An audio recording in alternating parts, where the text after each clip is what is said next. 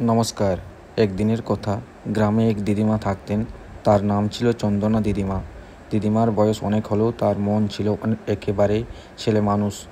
তিনি সবসময় হাসি খুশি থাকতেন, গল্প করতেন, গান গাইতেন আর তার প্রিয় পোষা টিয়া পাখির সঙ্গে কথা বলতেন। টিয়া পাখিটির নাম ছিল মিঠু। মিঠু শুধু রাম রাম, ভাত খাও, দিদিমা ভালো বলতেই থাকতো। সে একেবারে দিদিমার ছায়া হয়ে উঠেছিল। দিদিমা যা বলতেন মিঠু ঠিক সেটাই নকল করে বলতো। প্রতিদিন সকালবেলা দিদিমা উঠেই বলতেন, আজকে কি রান্না করবো গো? মিঠু সঙ্গে সঙ্গে বলতো, খিচুড়ি বেগুন ভাজা।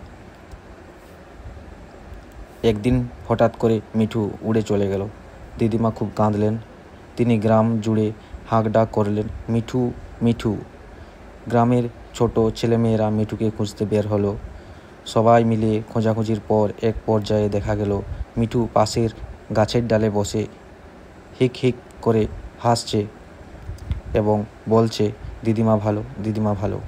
দিদিমা হেসে বললেন, তোকে তো আমি খিচুড়ি না খাইয়ে ধরবো না। তারপর থেকে মিঠু আর কখনো দিদিমাকে ছেড়ে কোথাও যায়নি।